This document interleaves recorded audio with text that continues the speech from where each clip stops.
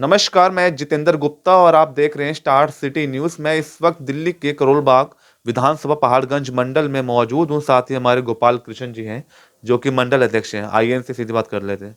सबसे पहले सर स्वागत है आपका। जय श्री राम जी। सर, जब से आपको पार्टी ने जिम्मेदारी दी है मंडल अध्यक्ष की, उसके बाद से आप लगातार कार्यशैली में अपनी पूरी टीम के साथ काम कर रहे हैं। तो शुरुआत किस तरह की हुई है सर आपकी? शुरुआत बहुत बढ़िया है, काम करने में आनंद आता है। हर तरह के कार्यकर्ता हैं पार्टी के अंदर, हर पार्टी में होते हैं, बिल्कुल सर। मगर मुझे शुरू से ही कार्य करने की आदत है, तो अब भी मुझे कार्य करने में बड़ा आनंद आ रहा है। जी जी। और जो हमारे इस वक्त प्रदेश अध्यक्ष हैं और संगठन मंत्री हैं, यस सर। वो बहुत ही सख्त और स्टिक और बहुत फॉरवर्ड और नीट एंड क्लीन, साफ़ सुथरी छवि के लोग हैं। और उनको वो सख्ती से पेश आने वाले लोग हैं, क्योंकि जिस तरह से कार्य थोड़ा हो रहा था वो थोड़ा ढीलेपन से हो रहा था, मगर अब जो जिस तरह से उन्होंने कार्य लेना आरंभ किया है, मुझे उनके उस कार्यशैली से बहुत आनंद आता है। ओके। और मैं पसंद करता हूं कि आदमी, कार्यकर्ता को जब पद लेता है तो उस पद के साथ उसको पूरी ईमानदारी के साथ उसको निभाना चाहिए। सर, जैसे आप मंडल अध्यक्ष हैं, आपकी नीचे टीम है, बूथ हैं, पन्ना प्रमुख हैं और लगातार बैठ के चल रही है इस समय सर, पन्ना प्रमुख को लेकर 2024 के चुनाव की प्लानिंग को लेकर सर, इस पे किस तरह क्या कहना चाहते हैं? देखिए, मैं किंतु परंतु में विश्वास नहीं रखता, मैं कार्य करने में विश्वास रखता हूँ। और जीवन में कुछ भी काम असंभव नहीं होता, हर कार्य संभव है। आपकी नीयत साफ होनी चाहिए, आपकी कार्यशैली पूरी दृढ़ होनी चाहिए, सुदृढ़ होनी चाहिए, तभी आप कार्य को कर पाते हैं। यदि आप ये सोचते रहे अरे ये कमी है, वो कमी है, ये नहीं कर पाऊँगा, तो कभी आप कार्य को पूर्ण नहीं कर पाएंगे। और मुझे जो पन्ना प्रमुख का काम है, थोड़ा डिफिकल्ट तो हर काम में होता है, क्योंकि मेरे लिए एक नई चीज़ है। मैं पहली बार मंडल अध्यक्ष बना हूँ और मेरे लिए कार्य जो है थोड़ा सा शुरू में मुझे दिक्कत आई थी, मगर धीरे धीरे जैसे जैसे गाड़ी लाइन पर आती जा रही है, तेज़ दौड़ रही है, और मैं जल्दी ही अपना कार्य पूर्ण करके प्रदेश को अपना जो भी कार्य है वो पेश कर दूंगा। 2024 को लेकर सर क्या था आपको लग रहा है इस बार चुनाव नजदीक है सर? 2024 के चुनाव जो हैं वो निश्चित रूप से हमारे मोदी जी आ रहे हैं, इसमें कोई भी संशय नहीं है। अगर लोगों को संशय किसी को होगा तो मैं नहीं कह सकता, मगर मैं जनता का जो रुख देखता हूँ, जो आम जनता का रुख है, जो विकास के कार्य हुए, जो लोगों को विभिन्न प्रकार की योजनाओं के लाभ दिए गए, जैसे सिलेंडर की योजना है, और जो कर्ज देने की 10,000 रुपये की कर्ज देने की योजना है, और जो मेडिकल केयर की योजना है, और जितनी भी योजनाएं हैं हमारे प्रधानमंत्री केंद्र के द्वारा दी गई, प्रधानमंत्री द्वारा दी गई, वो बहुत ही बेहतरीन हैं। और उसके अलावा सबसे बड़ी बात यह कि ये योजना ही केवल नहीं है चांद पे उतरना हमारा और उस स्थान पर जाना, अब सूर्ययान का जाना, विभिन्न प्रकार की जो कार्य के खिलाफ हो रहे हैं, तो वो तो सब जो हमारी प्रसिद्धि, जो देश की प्रसिद्धि है, पूरे विश्व में हो रही है। और धीरे धीरे विश्व गुरु की ओर देश जा रहा है। देश की जनता हर तरह से सम्मान पा रही है, चाहे यहाँ हो चाहे विदेश में हो। इसकी बहुत ठीक है सर, इस समय जैसे रामलला को लेके 22 जनवरी को विराजमान होने जा रहा था, इस पे भी आप कुछ संदेश देना चाहते हैं जनता में? इसके लिए तो पूरा जीवन हम लोगों ने खपाया है। मैं सन 80 से इसी संघर्ष में लगा रहा हूँ, और सब सन 92 का वो मुझे समय याद है।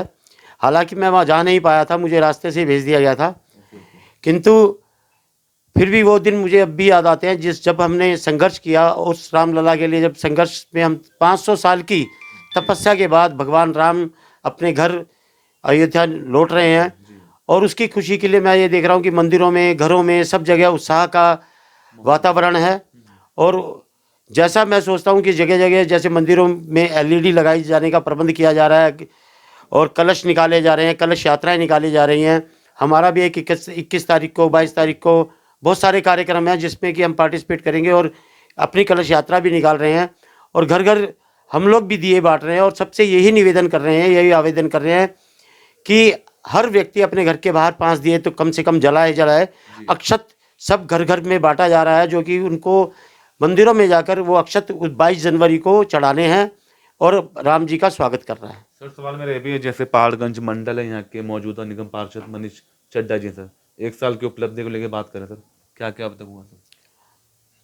एक साल की उपलब्धि के अंदर सबसे बड़ी जो हमारे पार्षद जी के साथ समस्या रही है वो ये रही है कि उनको फंड नहीं आ रहे हैं, और वो इतने कर्मठ व्यक्ति हैं कि फंड ना आने के बाद भी अपनी जेब से जितना वो जो उनका कार्य से अर्जित करते हैं उसमें से 50% से ज़्यादा वो जनता के ऊपर समाज कार्य के अंदर, सड़कों के अंदर, रिपेयरिंग के अंदर, हालांकि आप देखते हो कि गलियों के अंदर सड़कें टूटी पड़ी हैं, बुरे हाल हैं, जो कि विधायक रवि विशेष का कार्य है। उस कार्य, उन गड्ढों को भरने का काम हमारे मनीष चड्ढा जी बड़ी कुशलता के साथ कर रहे हैं। सफाई का भी बहुत पूरा ध्यान रखा जा रहा है, और गड्ढों के कारण थोड़ी सी सफाई में प्रॉब्लम आती है, कठिनाई आती है, उनको भी बहुत कठिनाइयाँ आ रही हैं, लेकिन फिर भी अब वो बड़ी कुशलता के साथ, कर्मठता के साथ कार्य कर। स्टैंडिंग कमेटी नहीं बन पा रहा इस समय, 1 साल होगा सर, इसमें कहाँ रंगे, क्या वजह आ रही है? क्या ये एक वजह है जो फंड नहीं मिल पा रहा? हाँ जी, एक तो फंड मिलना भी है, और दूसरा सबसे बड़ी बात यह है कि जो भाजपा के 2 पार्षद चुनकर आए हैं उनको भी वो कार्य नहीं करने देना चाहते हैं। वो चाहते हैं कि बदनामी करके आने वाले 2025 के चुनाव में वो ये दिखाना चाहते हैं, खुद भी नहीं उनके, आप जितने भी आम आदमी पार्टी के पार्षद हैं उनके इलाकों में आप जाकर देखो, गंदगी फैली पड़ी है, बुरे हाल हैं, जीवन जो है वो दुश्वार हो गया लोगों के लिए। घरों में अभी मैं आपको बताऊं, पहाड़गंज के अंदर ये हाल है कि इनके सीवर की प्रॉब्लम इतनी है। कल मैंने 2 कंप्लेंटें कराई हैं विधायक जी के, उसमें उनको मैंने निवेदन किया। 4-5 दिन से मैं कंप्लेंट कर रहा था, मगर कल जाके मैंने बड़ी मुश्किल से एक तो खुलवाया, दूसरे को खुलवाने के लिए मैं उनके तरले करता रहा। घर के अंदर पानी घुसा हुआ था, व्यक्ति किस परिस्थिति में रह रहा था आप उसको अगर देख लो, संतराशान के अंदर ही है, बहुत बुरी हालत में लोग यहाँ जी रहे हैं। तो पब्लिक का क्या कहना है, मतलब विधायक महोदय कभी क्षेत्र में कभी झांकने तक नहीं आए सर? विधायक महोदय तो अपने नोट बनाने में लगे हैं जी। जिस प्रकार आम आदमी पार्टी का जो एक वो चल रहा है, जो इनका धंधा चल रहा है, जो इनके कार्य चल रहे हैं, आपको पता है, शराब घोटाले, मेडिकल घोटाला और विभिन्न प्रकार के घोटाले, ये तो घोटालों से घिरी हुई सरकार है, इन्होंने तो कभी कार्य करने ही नहीं है। जिस तरह से जैसे घोटालों पे जो उन पे लग रहे एलिगेशंस, क्या ईडी जो जांच हो रही है मुख्यमंत्री जी पे, क्या जेल हो सकती है इनको? तो ऐसा लगता है कि ये जेल जाएंगे अवश्य, क्योंकि और पार्टी पे भी मैं तो कहता हूँ कि इनकी जो आम आदमी पार्टी है इसकी राष्ट्रीय सदस्यता खत्म होनी चाहिए, क्योंकि जो इनके कार्य है ये हमेशा, देखिए आप श्रीलंका का हाल देखिए, आप उन सब कंट्रीज का हाल देखिए, पाकिस्तान का हाल देखिए, कितनी बुरे हालात से ये लोग गुजर रहे हैं। और सबसे बड़ा इसका कारण ये है कि इन लोगों ने फ्री के चक्कर में सबको, दुनिया को भटका के रखा। आप कहाँ से देंगे? अपने जेब से तो ये देने वाले हैं नहीं। जो व्यक्ति ये कहते हैं कि मुझे गाड़ी नहीं लेनी, मेरे को बंगला नहीं लेना, मेरे को कार नहीं लेनी, मेरे को तनख्वाह नहीं लेनी, मेरे को सुविधाएं नहीं चाहिए, मुझे बच्चों की कसम जो खाते थे वो आज सारी सुविधाएं बढ़ चढ़ कर ले रहे हैं। आपको पता है कि विधायक की तनख्वाह एक एमपी से ज़्यादा है आज, दिल्ली के विधायक की। तो सारी सुविधाएं लेने के बाद भी इन्होंने काम नहीं करने थे, काम नहीं करने हैं। दुनिया जो झुग्गी झोपड़ी के लोग हैं, जो अनपढ़ लोग हैं, जाहिल लोग हैं, उनको ये सिर्फ बरगला कर, उनको बेवकूफ़ बनाकर ये वोट हासिल करते हैं।